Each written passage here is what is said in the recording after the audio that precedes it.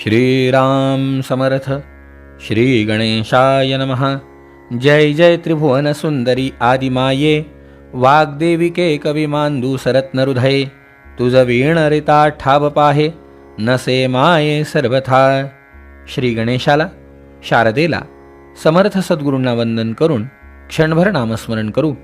अधिक मास महात्म्य ग्रंथाचा 22वा अध्याय श्रवण करू. ओम नमो भगवते वासुदेवाय. ओम नमो भगवते वासुदेवाय. ओम नमो भगवते वासुदेवाय. ओम नमो भगवते वासुदेवाय. ओम नमो भगवते वासुदेवाय. गोपाल कृष्ण भगवान की जय. श्रोते हो नमस्कार. श्रीरुवाच. लक्ष्मी म्हणाली, दामोदर दया सिंधो वददान फलाफलम, मलिम लूचे विशेषेण कैः कैः की किंग फलम व्रतम. देवा, माझी इच्छा आहे, कवण दाने कवण पुण्य जोडे. कोणत्या दानाने काय पुण्य घडतं, सार्थकता कैसे निघडे. हे वेगळाले फळ निवाडे, सांगावे रोकडे. स्वामिया, आपण हे मला वेगळं करून सांगितलं तर मला आनंद वाटेल. त्यावेळेला भगवान म्हणाले, श्री विष्णुरुवाच. शृणु सुंदरी वक्ष्यामि लोकानुग्रह हेतवे, प्रविधानंतु दानानां फलानि मलमासकम. लक्ष्मी, ऐक, कोणतं दान अधिक महिन्यामध्ये केल्यावर त्याचं काय फळ मिळतं. सुवर्णदान शक्तीनुसार यथाशक्ती सोनं दिलं, द्विजाते देती जे देणार. तयावरी तुष्टे मी सर्वेश्वर, करी परिहार दारिद्र्याचा. दारिद्र्य जाण्यासाठी यत्किंचित का होईना सुवर्णदान करावं. सुवर्ण हा धातू विशेष शुद्ध सांगितलेला आहे. त्यामुळे तया ते दारिद्र्याची व्यथा, होऊ नेदी मी सर्वथा. अंती पाववी मोक्षपंथा, नव्हे अन्यथा हे वाणी. आता रौप्यदानाचे फळ चांदी दान केली तर ऐक, तेने तुष्टे जाश्वनिळ आणि सकळ पितृव्याजे. सगळ्या पितरांची आणि ब्रह्मदेवाची कृपा प्राप्त होती यथाशक्ती चांदी दान केल्याने. पोवळे दान केल्यावरती भुक्ती, मोती दान केल्याने मुक्ती, कास्यपात्र ताम्रपात्र दान केल्याने भवानी सहित पंचवक्त्र महादेवाची कृपा प्राप्त होती. वस्त्रदानाने चंद्र संतुष्ट होतो. अपूपदान म्हणजे अनरसे दानाने पापाचा संहार होतो. अन्नदानाने सर्वेश्वर संतुष्ट होतो. अन्नदान सर्वश्रेष्ठ दान आहे.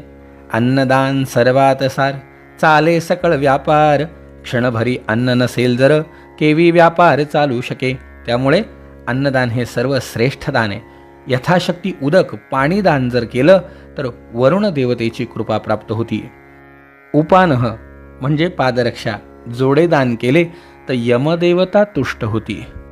घृतदान तूपदान केल्यावरती सूर्यदेवतेची कृपा प्राप्त होती. तिळपात्र दान केल्यावरती स्वर्ग सुखाची प्राप्ती पितरांनाही होती, आपल्यालाही होती आणि त्याबरोबर ग्रहराज शैनेश्वर देवतेची कृपा आपल्याला प्राप्त होती. कमंडलू पाणी भरून ताम्रपात्र जर दान केलं तर वरुण भूपती आपल्यावरती कृपा करतो. त्याबरोबर सप्तधान्य अर्पण केलं तर सप्त ऋषींची कृपा अरुंधतीसहित आपल्याला प्राप्त होती. ऐसे दानाचे प्रकार, असे नाना प्रकार दानाचे आहेत. सांगता वाढोप आहे विस्तार. यत्किंचित आपली श्रद्धा, आपली भक्ती आणि आपला विश्वास डळमळीत होणार नाही. आपले परिस्थितीनुसार जे यथाशक्ती घडेल, ये यथामाम प्रपद्यन्ते तांस्तथैव भजाम्यहम. भगवंतानी गीतेमध्ये सांगितलंय, ज्याला ज्या ज्या प्रकारे भक्ती करायची इच्छा होईल त्यांनी त्या प्रकारे करावी. ज्यांची श्रद्धा आहे, ज्यांची ऐपत आहे आणि ज्यांना शक्य आहे यांनी दान करावं. पण एखाद्याची ऐपत नसेल, कदाचित इच्छा असूनही कधीकधी परिस्थितीने माणसाला नाही शक्य होत, अशाने यत्किंचित काहीही जे शक्य होईल ते भगवंताचं नाव घ्यायचं आणि दान करायचं. कृष्णार्पणमस्तु म्हणायचं. हे भगवंता, तेरा तुझको अर्पण. तू हे घे आणि माझ्यावर कृपा कर. आपल्याला माहिती आहे तो घेतल्याशिवाय देत नाही, एवढं मात्र नक्की आहे. हे बाकी काही जरी जमलं नाही दान करायला, करता आलं तर उत्तमच, पण नाही जमलं तरीसुद्धा 4 गोष्टी तर त्याला द्याव्याच लागणार आहेत. पत्रम पुष्पम फलम तोयम यो मद्भक्त समे प्रिया. भक्तियुक्त अंतकरणाने किमान पान, फळ, फूल आणि पाणी एवढं तरी आपण त्याच्या प्रित्यर्थ देऊ शकतो किंवा त्याला देऊ शकतो. ते तरी दिलंच पाहिजे. हे मात्र द्यावंच लागणार आहे. कारण हे घेतल्याशिवाय त्यांनी कुणालाही सहकार्य केलं नाही. हे कुणाकडनं घेतलं तर पत्रे द्रौपदी सतीला. द्रौपदीकडनं पान घेतलं. पुष्पे त्या पावला सकरीला. हत्तीकडून गजेंद्राकडनं फूल घेतलं. भिल्लीने फळे शबरी मातेकडनं फळं घेतले आणि तोयाने बलीने प्रभू ठेविला असं चाकरीला. बलीकडून पळीभर पाणी घेतलं आणि मग कृपा केली.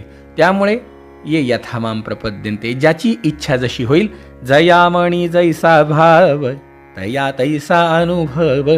त्या त्या पद्धतीची अनुभूती मिळणारे. पण केल्याने होत आहे रे, आधी केलेची पाहिजे. समर्थांनी सांगितलंय जे शक्य होईल ते दान पुण्य करत राहायचं. गोदान केल्याचं काय फळ आहे? आता गोदान केलियाचा प्रकार सांगतो ऐका सविस्तर. पूर्वी दक्षिणेस महिस्मृतीनगर असो थोर प्रसिद्ध पै. दक्षिणेला महिस्मृती नावाची नगरी आहे. या नगरीमध्ये द्विजशर्मा एक विप्र होता. द्विजशर्मा नावाचा. वेगळा जो कर्मा चालविनेम शास्त्राधारे. घर शास्त्राधाराने चालवत होता. घरची परिस्थिती चांगली होती. बायकोही अतिशय शालीन होती, कुलीन होती. तिच्यामुळे याच्या जीवनाला एक शांती, सुख, समाधान होतं. पण मंडळी, हे सगळं जरी असलं तरी अपत्य नसल्यामुळे ह्याचं जीवन उदास होतं. वाईट वाटायचं त्याला. पण धर्मशास्त्र जाणणारा होता. एक दिवस काय झालं? एक दिवशी काय झाले? एक दिवस माध्यान्ह काळीच्या वेळा पोटा पाहिजे अन्नाचा गोळा. म्हणून शोधित चालिला ग्रामा माझी ते समयी. एक मुलगा फिरत फिरत गावामध्ये आला आणि दुपारी वेळी भूक लागली म्हणून भिक्षा मागत चालला. याच्या दाराशी आला. गावातले कोणीही याला भिक्षा वाढली नाही. म्हणून ह्यानी बघितलं, हात जोडले. हात जोडून ह्यानी प्रार्थना केली, महाराज मला भिक्षा द्या. आता साहजिकच आहे, हा धर्मकर्म जाणणारा होता. यांनी त्याला पाणी दिलं, भिक्षा दिली. तुझं नाव काय असं विचारलं. त्यांनी बघितलं, मी नारायण. त्यांनी पाहिलं, आईवडील कुठे असतात तुझे? त्यांनी पाहिलं, लहानपणीच माझे आईवडील कधी वारले हे मलाही माहिती नाही. त्यांनी हात जोडले, बाबा आपण जर मला थारा देत असाल तर मी तुमच्याकडे राहू का? ह्याच्याही मनामध्ये पाझर फुटला प्रेमाचा. यांनी पाहिलं, काय हरकत आहे, असंही आपल्या घरी कोणी नाहीच आहे. ठेवून घेतला तया लागून राहा म्हणलं. सेवा करीन कंटाळे मन. म्हणलं, हे बघ पडिले कार्य संपादी. तुला जे वाटलं ते कर. तुला मी काही काम सांगणार नाही. माझ्या मुलाप्रमाणे तुला वागवेन. बराच काळ गेला. नारायण ह्यांच्या घरी राहतोय. मंडळी, दैवयोग त्या विप्राचा की म्हातारपणी याच्या पत्नीला गर्भधारणा झाली. काय आनंद झाला असेल त्या विप्राला. त्यांनी पाहिलं, नारायणा, अरे तुझ्या पदस्पर्शाने तू माझ्या घरी आल्याने माझं भाग्य फळाला आलं. कित्येक वर्ष मी संततीसाठी त्रस्त होतो. काय आनंद झाला. आनंद मंडळी इतका, नवमास पूर्ण झाले आणि या विप्र स्त्रीने एका पुत्राला जन्म दिला. मग मात्र आनंदाला पारावारच उरला नाही.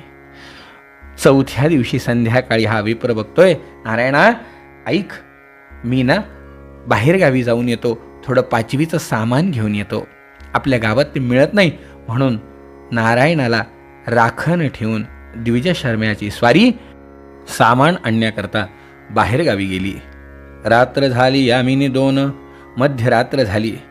तव तो पंचमीचा दिवस रक्षुण. पंचमीचा दिवस सुरू झाला आणि सटवाई जी आपलं प्रारब्ध लिहिती ना, ती देवी येते झाली चालून. पुत्राक्षरा लागी पहा. सुंदर दैदिप्यमान केवळ. ती जगदंबा साक्षात येताना या नारायणाने पाहिली. कारण हा नारायण पुण्यवान होता. त्यांनी तिला अडवलं, तू कोण आहेस? ती बघतीये, मी तव यक्षिणी देवी. माते म्हणता ती सटवी. पुत्राक्षरे आम्ही निरखावी.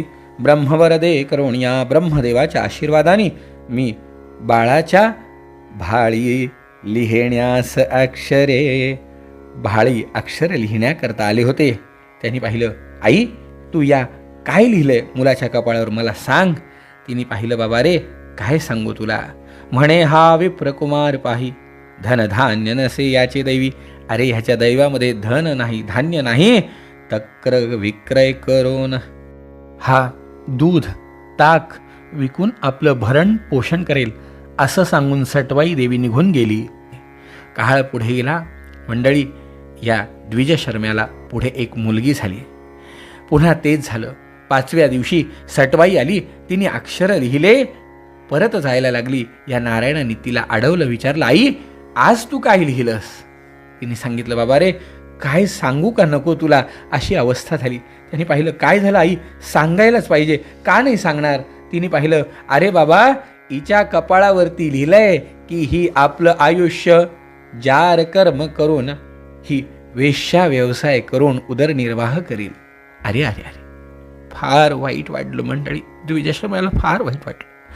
आपल्या गुरूंनी ज्यांनी आपल्याला सांभाळलं, ज्यांनी आपल्याला वाढवलं, त्यांच्या संततीच्या भाळी हे दुष्टाक्षरे लिहिलेली जेव्हा कळाली वाईट वाटलं, पण बोलला नाही हो. काळ पुढे गेला. द्विजशर्म्याचं निधन झालं. लहान लहान मुलं कोण सांभाळणार.